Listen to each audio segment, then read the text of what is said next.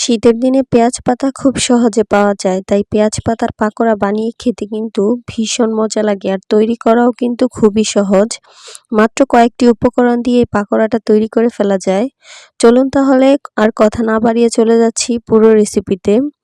এই পাকোড়াগুলো তৈরি করার জন্য আমি এখানে 1 আঁটি পেঁয়াজ পাতা নিয়েছি। আমি পেঁয়াজ পাতাগুলোকে খুব ভালোভাবে ধুয়ে পরিষ্কার করে পানি ঝরিয়ে নিয়েছি।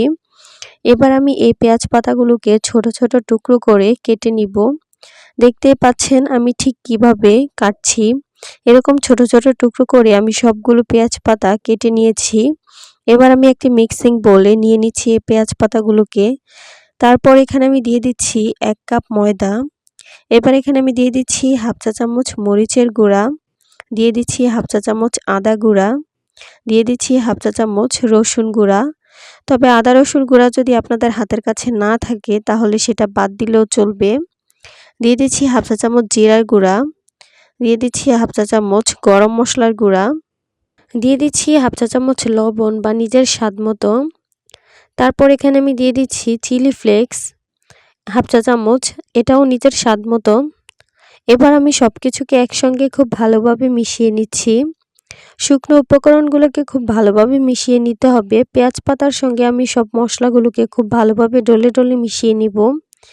এবার আমি নর্মাল টেম্পারেচারে থাকা পানি দিয়ে একটা ডো তৈরি করে নিব। তবে পানিটা আমি একসঙ্গে দিব না, পানিটা আমি অল্প অল্প করে দিব আর মিশাতে থাকব। পানিটা যদি আমি একসঙ্গে দিয়ে ফেলি তাহলে কিন্তু অনেক বেশি পাতলা হয়ে যেতে পারে। এবার আমি আবারও সব কিছুকে একসঙ্গে খুব ভালোভাবে মিশিয়ে নিচ্ছি। কিছুটা পানি দিয়ে হাত দিয়ে আবারও খুব ভালোভাবে মিক্স করে নিচ্ছি। এবার আমি এখানে সামান্য কিছুটা হলুদের গুঁড়া দিয়ে দিচ্ছি। এরপর আবারও সব কিছুকে একসঙ্গে খুব ভালোভাবে মিশিয়ে নিচ্ছি। এটা মাখাতে গিয়ে একটু ঝামেলার মনে হবে, কিন্তু খেতে কিন্তু ভীষণ মজা লাগে। হাতে লেগে লেগে আসবে এরকমটা মনে হয়। আমার এখানে একটা পারফেক্ট ডো তৈরি করা হয়ে গেছে। এখন আমি আপনাদেরকে দেখিয়ে দিচ্ছি আমি ঠিক এই পাকোড়াগুলির শেপ কিভাবে দিব। এরকম ছোট ছোট গোল গোল করে আমি একটু এবড়ো থেবড়োই থাকবে এভাবে পাকোড়াগুলো তৈরি করে নিব। এবার আমি এই পাকোড়াগুলোকে ভাজতে চলে যাব। এর জন্য চুলায় একটি প্যান বসিয়ে তাতে পর্যাপ্ত পরিমাণে তেল গরম হতে দিয়েছি।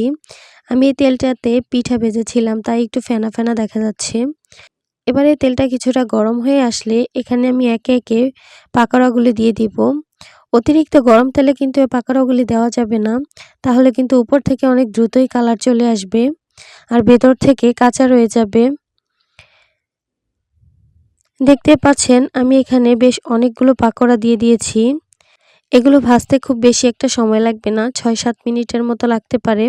তবে কারো কম কারো বেশি লাগতে পারে। চুলার মিডিয়াম আছে এগুলোকে ভাজতে হবে। অতিরিক্ত হিটে কিন্তু এগুলোকে ভাজা যাবে না। একটা পাশ হয়ে গেলে অপর পাশ উল্টে দিতে হবে। এভাবে উল্টে পাল্টে গোল্ডেন ব্রাউন কালার করে এগুলোকে ভেজে নিতে হবে। দেখতে পাচ্ছেন আমার এখানে খুব সুন্দর একটা কালার চলে এসেছে। এবার আমি তেল ঝরিয়ে একটা ছাঁকনিতে করে এগুলোকে উঠিয়ে নিচ্ছি। খুব সহজে দেখতে পাচ্ছেন এগুলো তৈরি করা হয়ে গেছে। একদমই অল্প সময় আর অল্প উপকরণে তৈরি করে ফেলা যায়। এখন যেহেতু পেঁয়াজ পাতা অ্যাভেলেবেল পাওয়া যায়, অবশ্যই একবার হলেও বানিয়ে ট্রাই করে দেখবেন, খুব মজা লাগবে। আর সন্ধ্যার স্ন্যাক্সে এটা খেতে কিন্তু ভীষণ মজা লাগে। আশা করছি আমার আজকের রেসিপিটি আপনাদের কাছে খুব ভালো লেগেছে আর সহজে লেগেছে। যদি ভালো লেগে থাকে তাহলে আমার চ্যানেলটি সাবস্ক্রাইব করবেন আর আমার ফেসবুক পেজটিতে ফলো দিয়ে রাখবেন। আজকের মতো বিদায় নিচ্ছি। সবাই অনেক বেশি ভালো থাকবেন। আল্লাহ হাফেজ।